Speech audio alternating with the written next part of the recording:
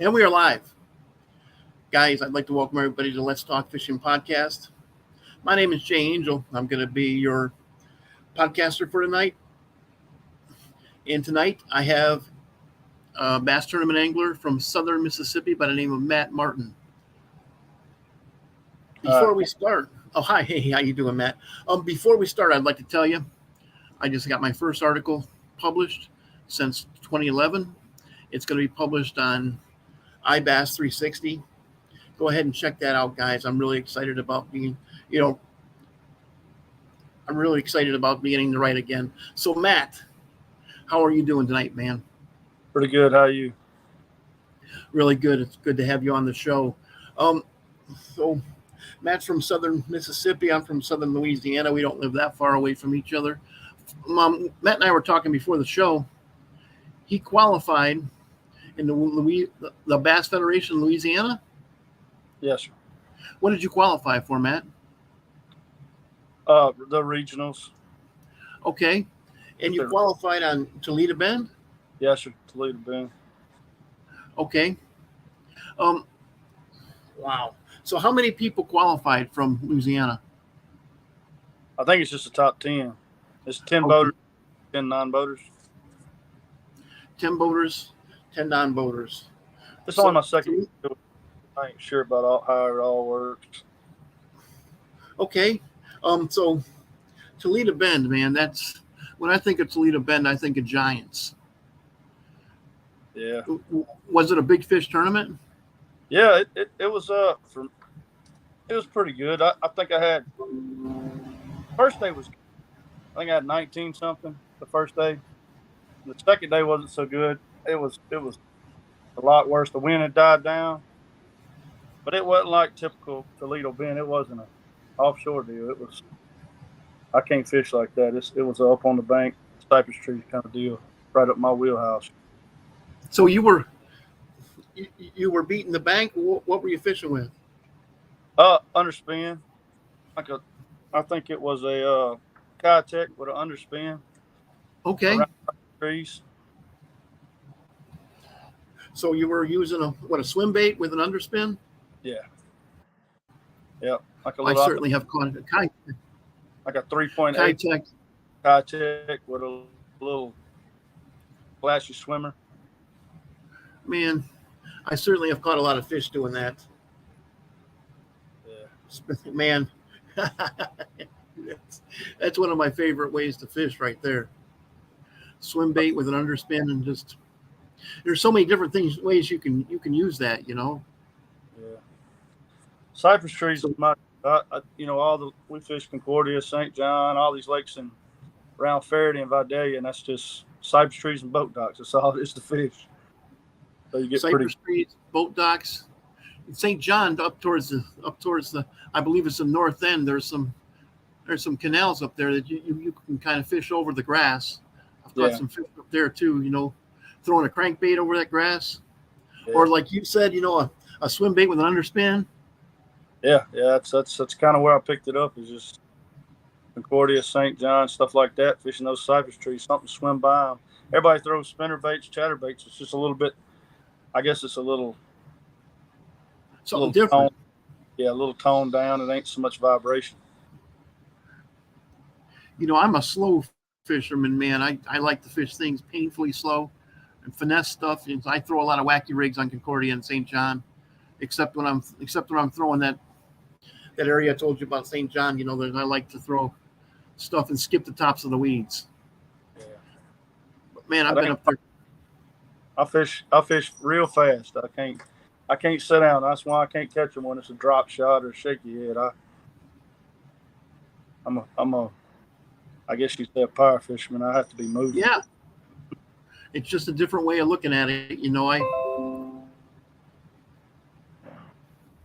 That's just a different way of looking at fishing. I like to, man, by the time I leave an area, I like to have it picked clean.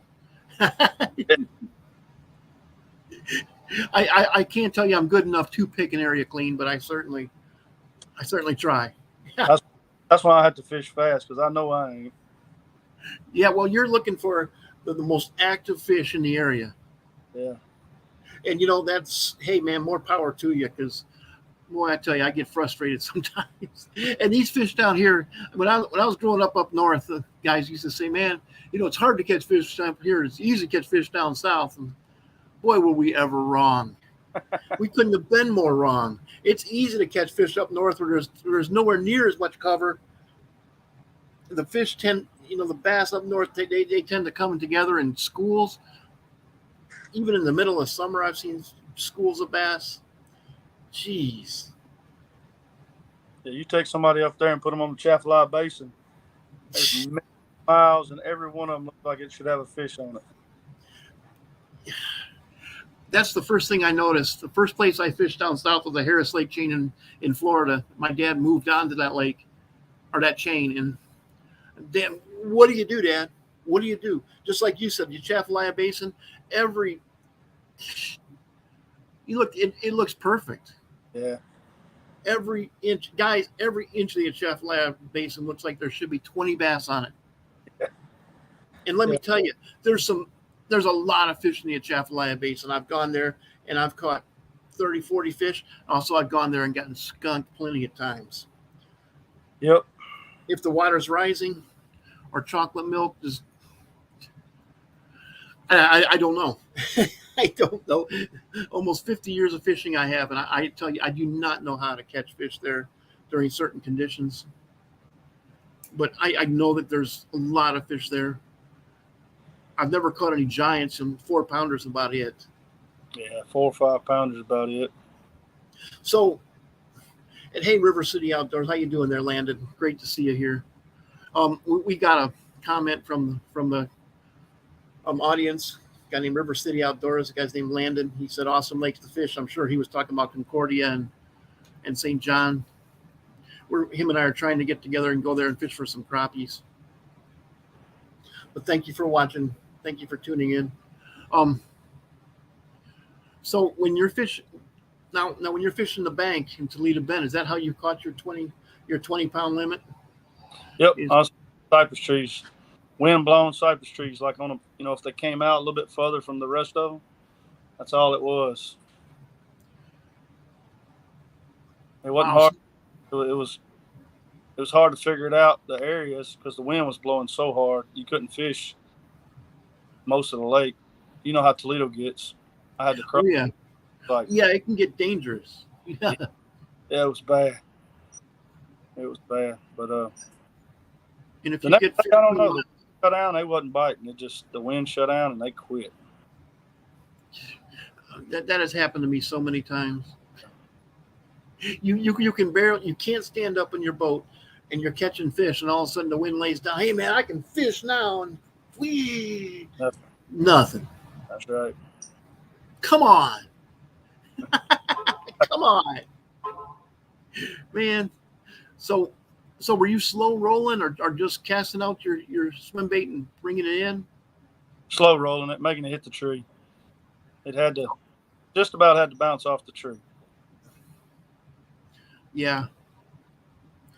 So you just cast it out there, and then you work it back. Yep. And you got what, about 2 feet of good cast? Yeah. Yeah. That's about it when you're pitching or flipping or casting the bank. There was a lot of skipping, them limbs was low, so there's a lot of skipping. You skip it on there, reel it by the tree. When you got a foot from the tree, if he didn't bite it, you reeled it in, threw it again, just kept going. Oh, here's something. That's something. So for those of you guys who don't know what he's talking about skipping a lure underneath the branches of a cypress tree. I never had to do that till I moved down here. When you're fishing up north, you're fishing a lot of these lakes, you're fishing offshore, and there's no need to ever skip a bait. It got down here and guys are skipping under docks, and I fished with a guy, I bet he could skip it 30 times and make it land perfectly on the bank 30 feet underneath a cypress tree limb. That's all I can do. A lot of times, if you don't have to skip the bait, you won't get a bite. Boat docks, Boat docks the same way. Concordia, St. John, Bruin. Sometimes get right in the middle. If you don't skip it under there, you can fish both sides all day. You ain't gonna get a bite. You get it up underneath there, they'll eat it. I have to give it to you guys, man. That's a skill that takes a long time to learn. Yeah. Also takes the right kind of rod too. Oh, the rod makes all the difference. Yep. Now, what do you look for in a rod what makes a rod a better skipping rod than other rods?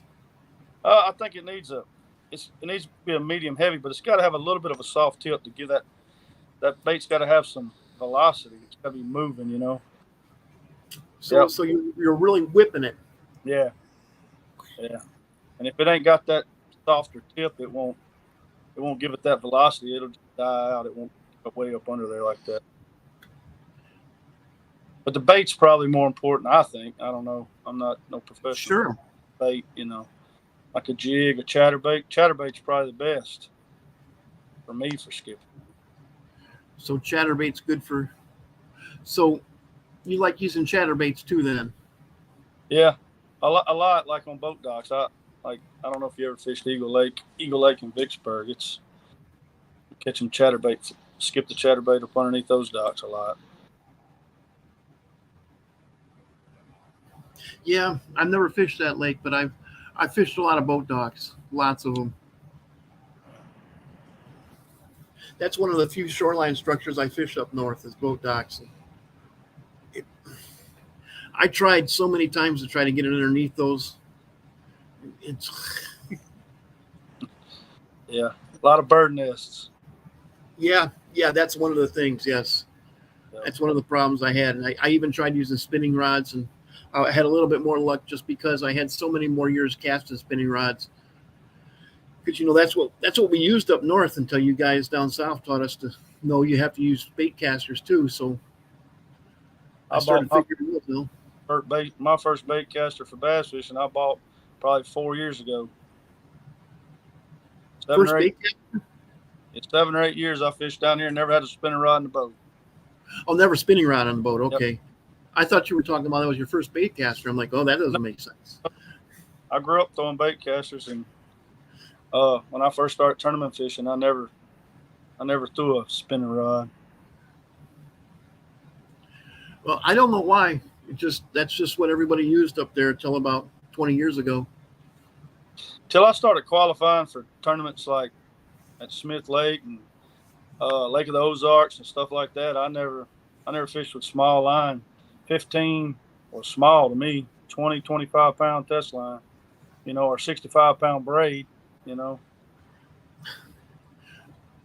I think it really does make a difference when the water is really clear, like Lake of the Ozarks. Oh, yeah. Like Lake of the Ozarks can be. Yeah.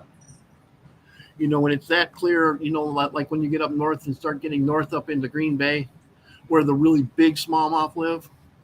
I mean, imagine trying to pull in a 5 pound smallmouth with 4 pound test. I've done it lots of times, but you don't have the structure up there like you have down here. There's no way you could get a 5 pound largemouth through cypress knees. It's just not going to happen, guys. And okay, I'm going to say that now. I'm going to get 4 comments. I did it. Oh, great. Fantastic. You're better than I am. That's all I got to say about that. The first giant I really hooked down here, I was fishing with the owner of Cajun Lures, Zach Dubois, and I had 8 pound test on it. I just could not get that fish up through the vegetation. It got buried in this vegetation. I sat there and pulled, and finally it just came right out. The hook came right out of its mouth. And I said, I'm going to retire this rod. Yeah. and I'm tying direct to braid now. Yeah. It doesn't matter when the water's as stained as it is down here. No, they're not seeing it. It's going through so much stuff. Either it's going through hyacinth or hydrilla or around cypress trees. They don't pay it no attention. Water lilies. Yeah. That's one thing I've learned how to do since I've been down here is punching through water lilies. Yep. That's a little different. I thought I first met Patrick, I thought punching with a 3/4 ounce weight. His co-angler fished with him. My first co-angler in the nation fished with him. He had a 2 ounce weight. I was like, what? I don't have 2 ounce weights. We was at Toledo and he caught a 6-pounder. I thought it was dry land. He punched a 2 ounce weight through there, pulled a 6-pounder up out of there. I said, there ain't no way. He probably boat flipped it too, didn't he? Oh yeah. Oh yeah. Yeah. I'd be afraid to break my rod. Oh yeah. The big old 6-pounder, man. Yep. I don't know. I don't. People ask me how I land a fish that big. I don't remember. No. In the heat of battle, I just don't have much of a memory. However I can. Yeah, however I can. That's a good answer. Yeah. That's a good answer. It just happens. Yeah. Especially if it's a big tournament and it's a 6-pounder. I think I weighed in Toledo. I weighed a 7-pounder. When I had the 19 pounds, I had a 7-pound kicker. And that Wow. week was put all up in the pine trees, and I was trying to all up in the cypress trees. Wow. A 7-pounder. And you caught that one on the bank too? Mm-hmm. Yep. With your Kitech swim bait? Yep. That's. Yep. You know, I really think 7-pounders, 6 and 7-pounders, those are the fightingest fish. Yeah. Oh yeah. You get much bigger than that. That's when I told you I was fishing with Zach Dubois. He hooked into a 6-pounder on middle of the day, 98 degrees, and he was using his Cajun lures ribbit frog, the Kuyan croaker. And I mean, the thing exploded on it, did a backflip for him, and he got that all on tape. But middle of the day with a ribbit frog. The sun was up. It was hot like you would not believe. About 1 foot of water. He cast it over there. I'm like, wow, what is he doing? And I'm going to stop thinking that way. Yeah. Every time I think I know something about fishing, the fish teach me different. You ain't kidding. The fish teach me different. And I have been humbled moving down here, and trying to catch fish in the basin where, you got hundreds of miles of water. Big. It all looks like it should hold fish. There's lots of fish there. Where are they? I had a buddy call me about 2 years ago. He was going down there for the first time. He said, what do I need? I said, make sure your GPS works. That's what you need more than anything. But I said, you'll get lost down there and nobody will ever find you. Or the guys who find you, you didn't want them to find you. No. That's a big, big place. Yeah, I lived down there in Morgan City for a few years and fished those backwater bayous. There's a lot of fish down there, not a whole lot of big ones, because every couple of years a hurricane comes through and kills everything. Yeah. And it's really a shame because it's such good water. Also, I finally thought I had my 6-pounder down there. Turns out to be a redfish. Yeah. Yeah. If you hook something real big and he starts pulling drag, that's usually what it is. But of course, you see on my Facebook link, on my Facebook profile picture, I'm holding a big bass with a Missile Baits 48 in its mouth. That was caught south of Houma. Wow. And we caught both marsh bass and redfish that day. I thought that was the first time I've ever done that, fishing with a Missile Baits 48 and catch a redfish. Yeah. We used to fish Pearlington a little bit down on the Pearl and catch them. We'd catch them a lot. I love those. They're a lot of fun to catch, but when you think you finally have your 6-pound bass, and turns out to be a 4-pound red. That's right. Guys, if you never caught a redfish, they're like bass on steroids. They're just so strong. And it's fun, we were throwing spooks and caught a couple of those. See a fish with his mouth on the bottom of his body jump out of the water and grab a spook on its way down. It's wow. Oh yeah. If that doesn't get you excited, just stop fishing. That's right. That's right.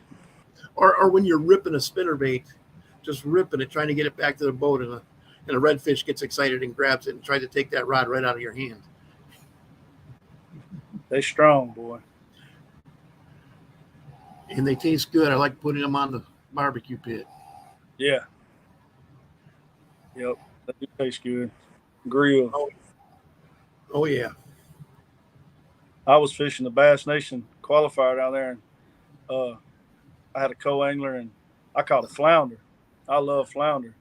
A And, flounder. I caught a flounder. I flipped him in the boat, took him off, and I walked back there and put him in the live well. And my co-angler said, "What you doing?" I said, "I'm not letting him go." No. Not the flounder. I'm going to stuff him with crab meat. That's what I'm doing. Exactly what I did. I'll let a redfish go, but I ain't letting a flounder go. No. I've actually caught halibut up in Alaska. They talk Oh. about a flounder that weighs, and I know they like to put pictures of 400 pounders, but the average one you catch is going to be about 20 pounds. Yeah. And if I hooked into something that was 400 pounds, I'd probably, I don't know, Especially hold on to them. a flatfish like that. I don't know how you'd ever get him up. You might not. Yeah, that's right. That's just too big. I guess too old to care. Yeah. 20-pound fish, like 20-pound red or 12-pound bass gets me excited. So when you're fishing, you've also fished Ross Barnett, haven't you? More than I wanted to. More than you wanted to, huh? Yeah. You go up north and fish the river? I'll tell you, I don't springtime some, but I usually don't leave the lake after the spring. Okay. I stay in the lake or Pelahatchie Bay. I will run up in Pelahatchie Bay, but You fish a lot of frogs there? a lot of frogs and swim jigs. Yeah. Swim. You like those swim jigs, don't you? Yeah. Do you fish any other kind other than Kitech? Yeah, I put on a Z-Crawl if I'm trying to get it to stay up high, like go over, like at Ross Barnett, I fished that a lot, trying to get it to come up over the pads and stuff. Oh yeah, that'd be a good place to fish.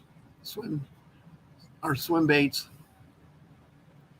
Yeah, we fished the underspin now there a lot. We fish black and blue underspins with a black and blue Kitech or a black and blue Reaction Innovations. Reaction Innovations, okay. I don't know why black and blue, purple there. I don't know why, but they'll eat it better than they will white usually. Unless it's a shad spawn or something, Boy, I wouldn't even think that's interesting you said that. I wouldn't even think about, or no, I'm gonna put it this way. I have not thought about using a swim bait through the pads. I'm always throwing something like a frog and skipping a frog around, trying to make it go like this when it's on top of a pad. So it gets that pad vibrating. And about 1 out of every 200 pads, you pull it off the pad and the bass explodes on it. That's right. That's Barnett in a nutshell. Learn how to run it. Stumps everywhere. You will tear your boat up there quick. That sounds like Lake Fork. Yeah, I've not been there, but Patrick told me it's stumps everywhere there too. You're in 35 feet of water and you hit a stump. Yeah. It says it's the I've never taken one of my own boats out there, but I fished there with quite a few people. That's what you want to do when you're on a lake like that. Be in somebody else's boat. Yeah. Oh yeah, that's like I got to go to Red River. I ain't never been there, and they tell me that they're like, you should have went as a co there. You're gonna tear your boat up. I had Keith Poche on earlier this year talking about that dam that somebody put up so he couldn't get back into his backwater. Yeah. Yeah, that's terrible. Yeah, I don't know why people do stuff like that. Why can't? I still ain't got the whole story on why he got disqualified for jumping that thing. It didn't make no sense to me, but Well, I don't know what to say about it either, but it's just a shame. yeah. When I heard about that, I'm like, I'm not from Louisiana, but I know so many people down here. That is so Louisiana. Yeah, These boys grew up doing that kind of stuff, and yep. they feel comfortable doing it. It just doesn't bother them a bit. And well, isn't he going to tear up his boat? When you grew up watching your daddy do that, you start doing that at the age of 12. Yep. That's how it was explained to me by guys who live down here. Normal. These old Cajuns, they've been running boats for a long time before they started driving. Of course, also me, I'm from Illinois, and I've been running boats a long time before Yeah. long time before I started driving cars. Yeah. I could back a boat in a long time before I could drive a car. I'll tell you, before I could drive a truck, I'll tell you that much. And how did I learn how to do it? Dad just told me, get in there and do it. How my dad was. Yeah, exactly. We wasn't back in boats. We was back in trailers though, working or something. Yeah, but my dad it was raining. Dad sitting there with a cigarette in his mouth, drunk. Get in there and do it, boy. Yeah.